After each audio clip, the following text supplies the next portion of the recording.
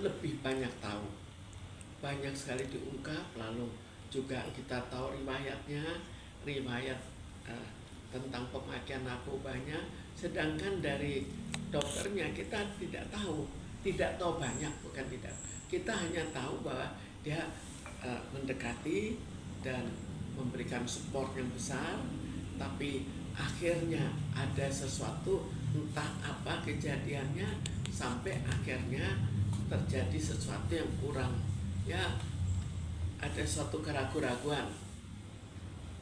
Jadi akhirnya kita hanya melihat dari Amar Soni saja.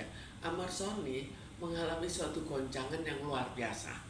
Sebetulnya tadinya dia sudah mulai ke arah lebih stabil, karena ternyata dia bisa kembali di lapas, tapi bukan di Nusa Kambangan.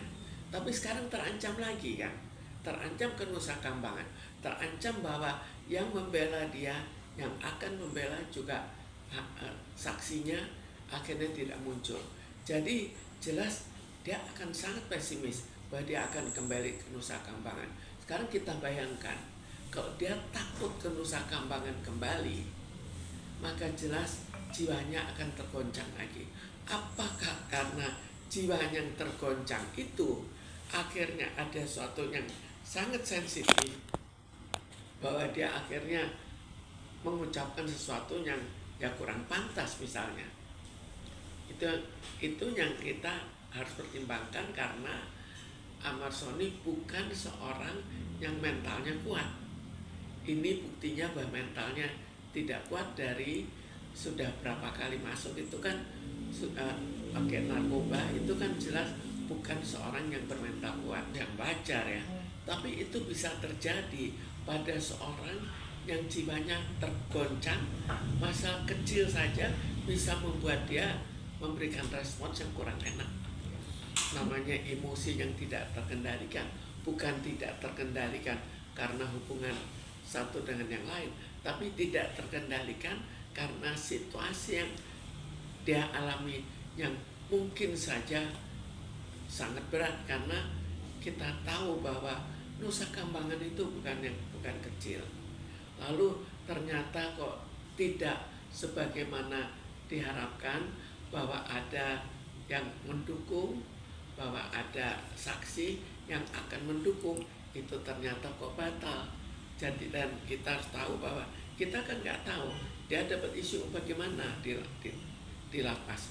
Karena kalau memang ini kan kemungkinannya banyak, tapi jelas para netizen juga tidak percaya bahwa dia seorang pengedar besar. Pengedar kecil sih masih mungkin, pengedar besar rasanya seorang yang mentalnya tidak kuat harus menjadi orang yang akhirnya jadi pengedar besar, rasanya kan susah. Tapi ini yang terjadi.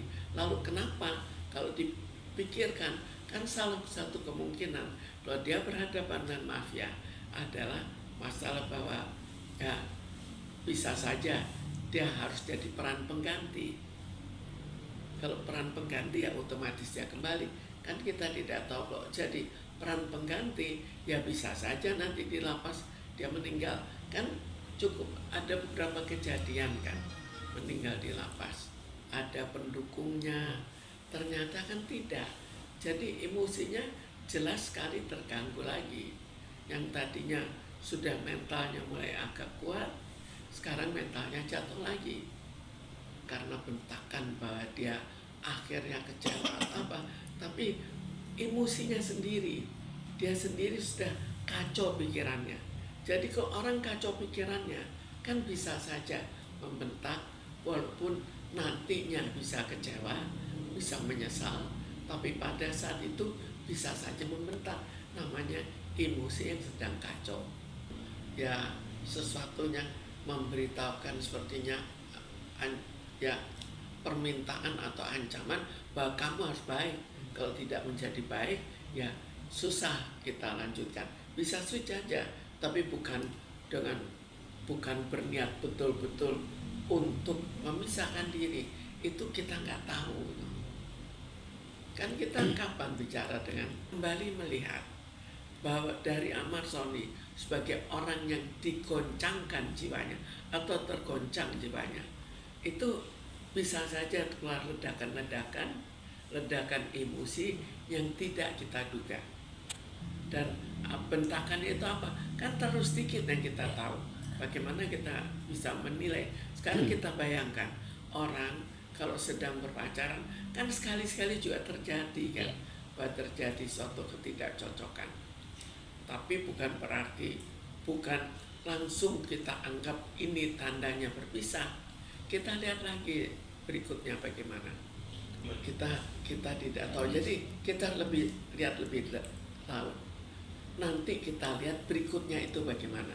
Apakah memang sekarang sudah akan putus, atau setelah itu kembali lagi, setelah itu berpikir kembali, oh ya itu sekedar luapan emosi.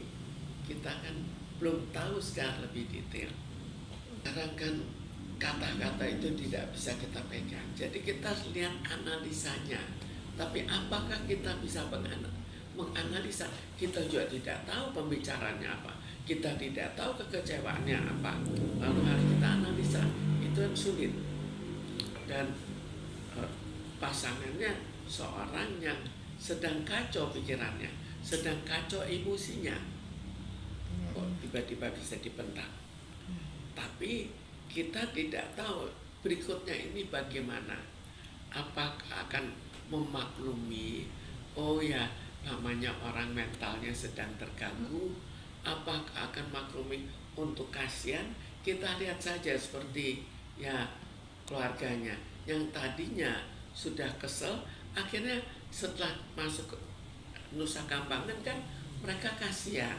Jadi emosi itu bisa berubah.